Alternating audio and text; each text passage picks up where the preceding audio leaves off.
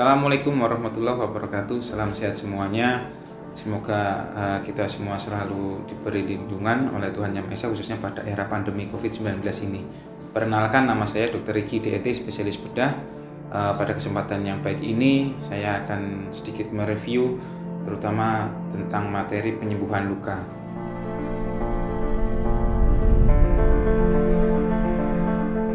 Ada beberapa pertanyaan yang sering muncul di masyarakat umum tentang luka operasi.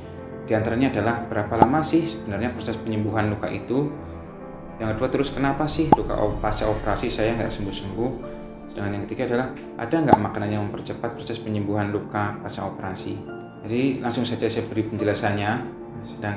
Lama waktu penyembuhan luka pada tiap orang berbeda-beda.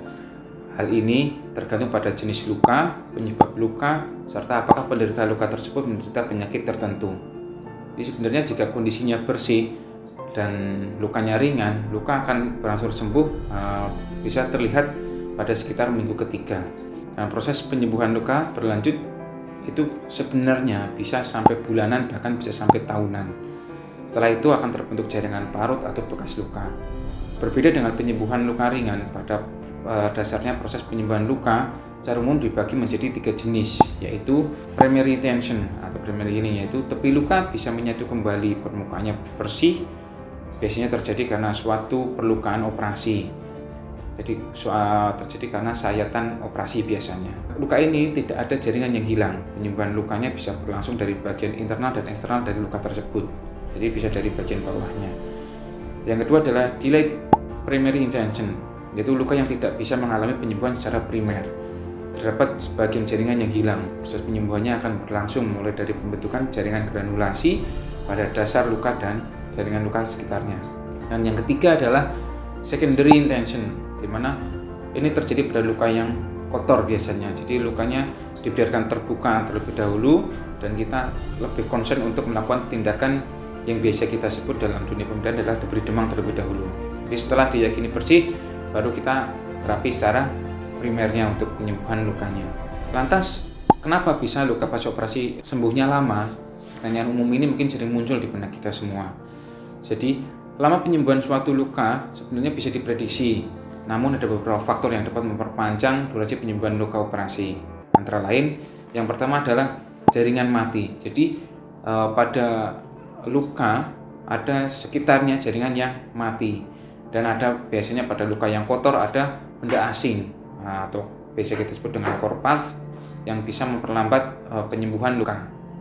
Yang kedua, adanya infeksi. Kita tahu bahwa infeksi menghasilkan banyak mikroorganisme seperti bakteri yang dimana ini akan memperlambat penyembuhan luka. Yang ketiga adalah penyakit tertentu atau penyakit penyerta. Jadi beberapa penyakit seperti diabetes mellitus, anemia, dan gangguan sistem kekebalan tubuh ini kesemuanya bisa memperlambat penyembuhan luka. Sedangkan yang keempat adalah kekurangan nutrisi. Kita tahu kekurangan asupan nutrisi seperti vitamin C, kekurangan protein, kekurangan zinc, itu kesemuanya dapat memperlambat penyembuhan luka. Kemudian asupan makanan yang seperti apa sih yang baik untuk mempercepat proses penyembuhan luka? Cobalah untuk mengkonsumsi makanan yang memiliki asupan protein tinggi. Tahu protein tinggi bisa seperti daging, telur, sayuran, beberapa kacang-kacangan, dan protein dari ikan pada khususnya.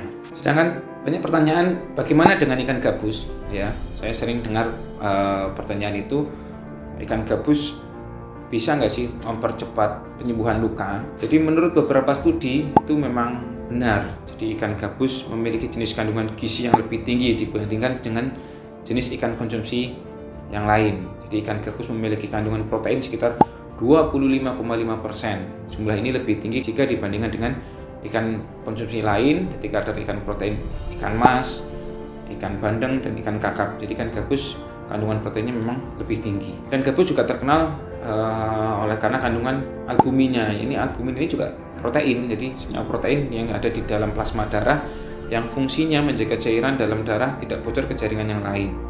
Protein ini juga membantu membawa berbagai zat ke seluruh tubuh seperti nutrisi, hormon, vitamin, dan banyak enzim. Jadi oleh karena kandungan albuminnya yang tinggi, mengkonsumsi ikan gabus secara rutin juga dapat membantu mempercepat proses penyembuhan luka. Namun, bagi yang tidak suka makan ikan gabus atau mungkin bisa jadi karena repot untuk mengolah ikan gabusnya, kini semua bisa mengkonsumsi ikan gabus dalam bentuk ekstrak ikan gabus. Produk-produk ekstrak ikan gabus ini banyak beredar di pasaran. Kemudian untuk mencari ekstrak ikan gabus juga semakin mudah karena tersedia banyak di apotek-apotek terdekat. Cuman kita harus jeli, jadi kita harus memilih ekstrak ikan gabus yang telah lolos uji standar Badan Pengawasan Obat dan Makanan atau BPOM, dan pastikan yang telah diproduksi secara higienis di bawah pengawasan para ahli tentunya. Selain mengkonsumsi ekstrak ikan gabus, jangan lupa kita juga perlu menjaga kebersihan luka itu, mengganti perban secara berkala, dan menjaga higienitasnya. Jangan lupa juga untuk asupan.